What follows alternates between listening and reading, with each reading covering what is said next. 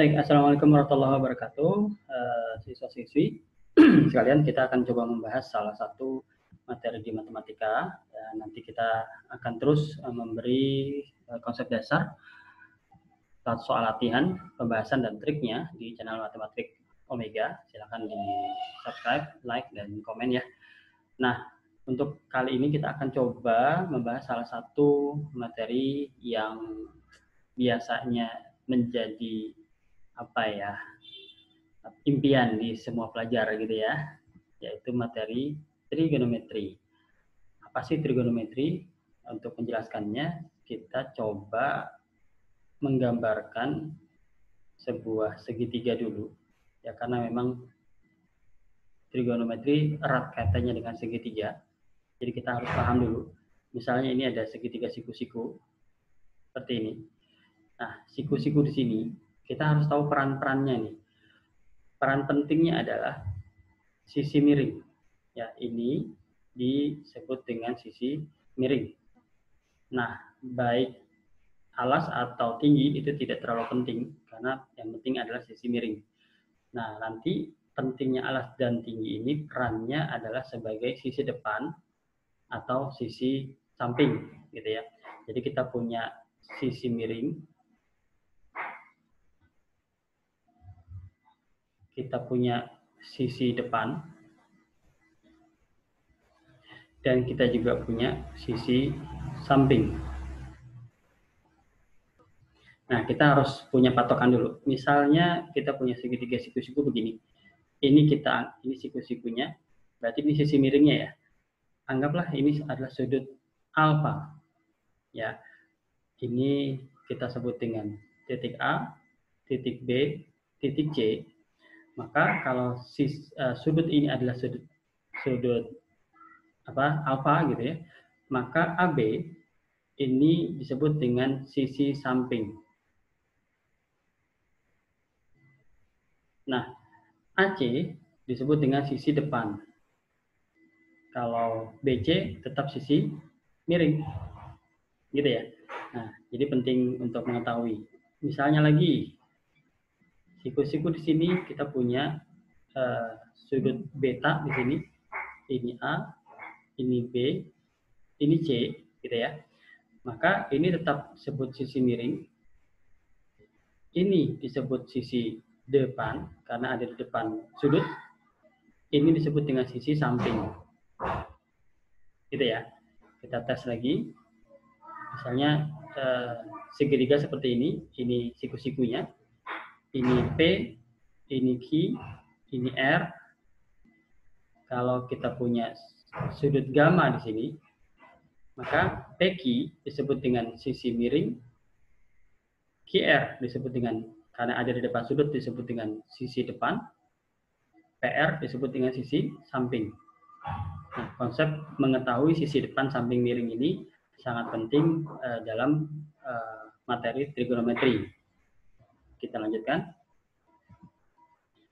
Nah, di trigonometri nanti kita akan bertemu dengan yang namanya sin cos tangen, gitu ya.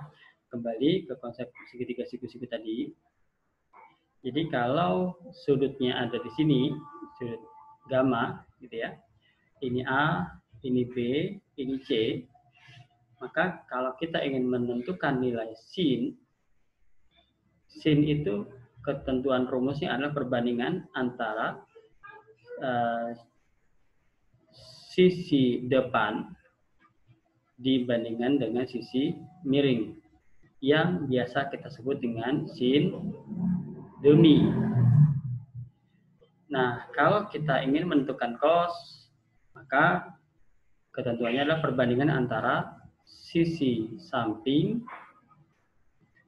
dibandingkan terhadap sisi miring yang kita sebut dengan kosami. Sementara nilai tangen atau tan adalah perbandingan antara sisi depan dan sisi samping. Nah, kenapa dia depan per samping? Karena tan ini dirumuskan sebagai sin per cos. Jadi, depan per miring dibagi dengan samping per miring, nanti menjadinya adalah depan per samping, gitu ya. Atau yang kita sebut dengan tandesa. Seperti itu. Nah, jadi kalau dari segitiga ini gimana? Sin demi, berarti depannya kan AC ya. Maka ini menjadi AC. Miringnya mana? Miringnya BC, per BC. Kosami, berarti sampingnya adalah AB. Miringnya adalah BC. Tandesa, depannya adalah AC. Sampingnya adalah AB. Seperti ini ya. Yuk kita cek dulu bisa enggak. Misalnya segitiga siku-siku seperti ini. Ini P, ini Q, ini R. Sudut betanya di sini misalnya. Apa sinnya? Sinnya adalah sin demi. Depannya adalah PR gitu ya. Miringnya adalah PQ. Cos sami, berarti cosnya adalah yang di samping sudut yaitu QR, miringnya PQ. Tan desa, berarti depannya adalah PR, sampingnya adalah QR. Seperti itu. Oke, mudah-mudahan dipahami. Selanjutnya kita masuk ke sudut istimewa dari nilai sin cos tangen. Di matematika nanti ada beberapa sudut istimewa. Coba tuliskan dulu, yaitu sudutnya 0 derajat, 30 derajat, 45 derajat, 60 derajat, dan 90 derajat. Nah, kalau kita ingin mencari nilai sin, nah ini tandanya adalah ini ya, n-nya besar, sin. Maka sin 0 kita mulai dari 0, n 0 gitu ya. Nah, nanti sin 30 adalah setengah, sin 45 adalah setengah akar 2. Jadi ini setengah akar 1 harusnya ya, tapi dihilangkan aja akar 1-nya. Di sini setengah akar 2. Di sini setengah akar 3. Di sini setengah akar 4 ya, atau disebut dengan 1. Ya, setengah kali 2 jadi 1 gitu ya. Nah, di sini setengah akar 0, setengah akar 1, setengah akar 2, setengah akar 3, setengah akar 4 atau 1 gitu ya. Nah, kalau kita nyari cos gimana? Nyari cos berarti S kita mulai dari 1 atau setengah akar 4. Berarti di sini setengah akar 3. Di sini setengah akar 2. Di sini setengah akar 1. Di sini setengah akar 0. Ya, tinggal dibalik aja dengan posisi sin. Nah, kalau kita mencari tangan, jadi karena tangan rumusnya adalah sin per cos, ya tinggal kita bagi aja nih. 0 dibagi 1, 0. Setengah dibagi setengah akar 3, berarti 1 per akar 3. Kita rasionalisasi menjadi 1/3 akar 3. Setengah akar 2 dibagi setengah akar 2, 1. Setengah akar 3 dibagi setengah akar 3. 1 dibagi 0 tidak terdefinisi. Nah, ini silakan dihafalkan. Ya, karena ini akan terus digunakan sampai kalian lulus SMA. Malah kalau ke kuliah masuk ke bagian yang sains, ya, itu akan tetap digunakan lagi. Ya, cara menghafalkannya seperti itu ya, setengah akar 0, akar 1, akar 2, akar 3, akar 4, dan sebaliknya. Nah, kalau tan adalah sin per cos, atas dibagi bawah. Selanjutnya, kita masuk ke kuadran. Jadi, di trigonometri kita punya 4 kuadran ya. Kalau ke satu putaran, itu 360 derajat, kita mutarnya melawan jarum jam. Jadi, mutarnya ke, ya, salah pencet ya, sorry. Kita mutarnya melawan jarum jam, berarti mutarnya ke arah sana. Ya, bukan ke sana. Nanti kalau mutar ke arah sana, sudutnya plus. Kalau mutar plus ya, sudutnya. Kalau mutar ke arah sana, sudutnya minus. Seperti itu. Jadi, yang disebut kuadran 1 adalah ini. Kuadran 1. Antara 0 sampai 90. Kuadran 2 adalah ini. 90 sampai 180. Kuadran 3 adalah ini. Ya, jangan di sini deh. Kuadran 3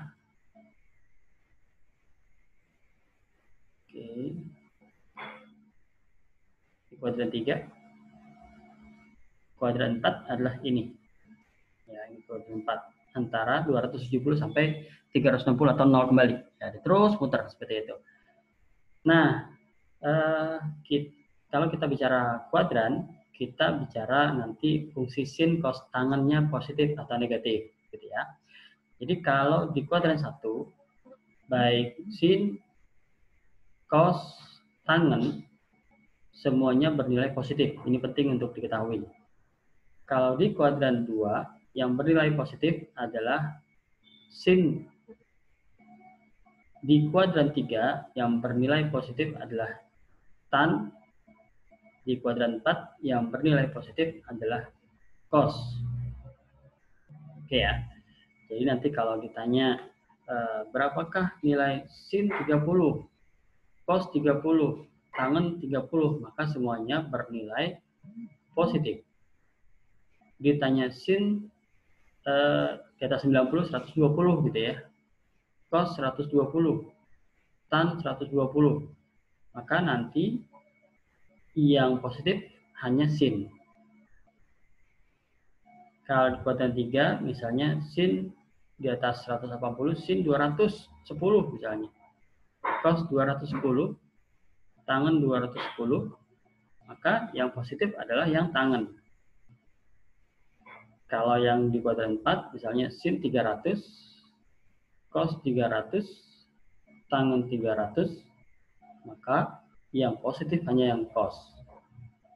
Ya, ini ketentuannya. Nanti nilainya kembali ke sudut istimewa tadi. Gitu ya. Nah, sekarang kita masuk ke penentuan sudut dalam kuadran. Jadi, kalau di buku ada ketentuan rumusnya ya. Tapi kita sekarang pakai cara yang berbeda. Misalnya, saya kembali ke yang tadi deh. Ini ya. Nah, saya copy dulu ini.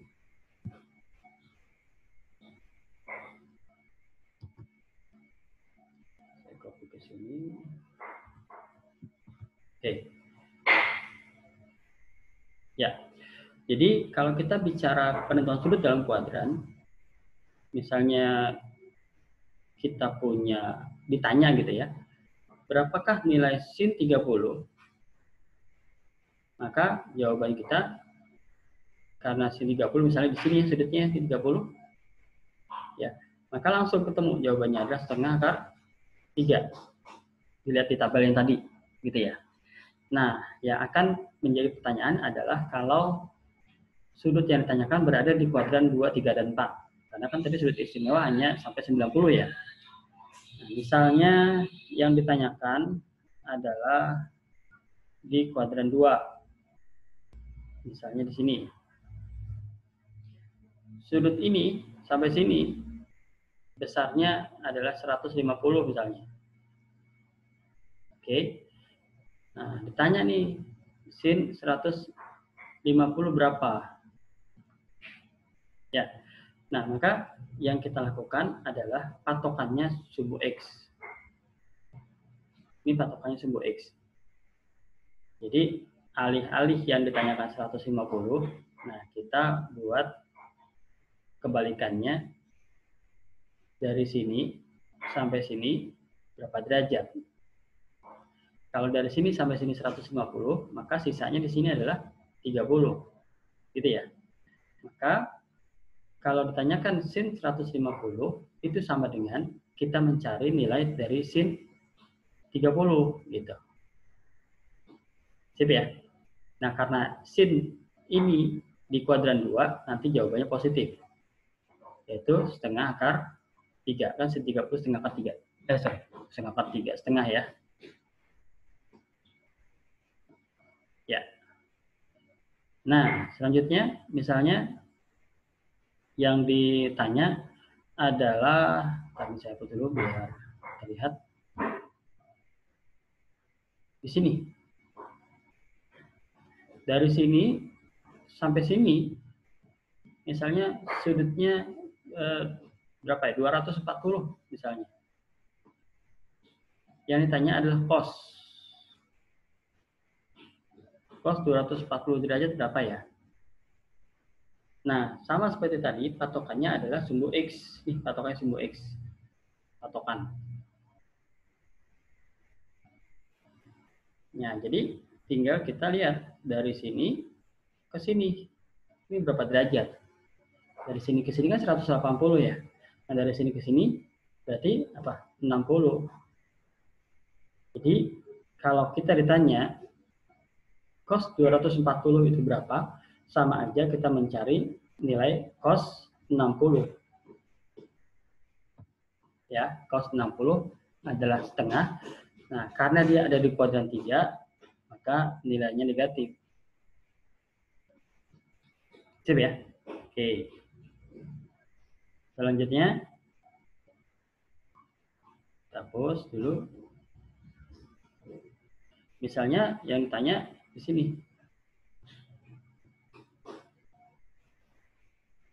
Tuh, sudutnya misalnya 315. Di sini ya. Dari sini ke sini 315. Nah, yang tanya tangan. Tangan 315 derajat berapa ya? Sama patokannya adalah sumbu X. Kita lihat dari sini ke sini ya 360 ya 315 ke 360 adalah 45 ya. Artinya kalau kita ditanya tangan 315, maka sama saja kita mencari tangan 45 derajat. Nah, tangan 45 derajat adalah 1. Karena di sini ada di kuadran 4, maka nilainya menjadi min 1. Sip? Oke, selanjutnya ya. Nanti kita bisa membiasakan di soal dan latihan. Oke, sudah habis. Jadi, sementara ini dulu yang bisa kita bahas. Silakan dipelajari dulu. Nanti kita akan masuk ke soal latihan dan bagaimana trik menjawabnya. Assalamualaikum warahmatullahi wabarakatuh.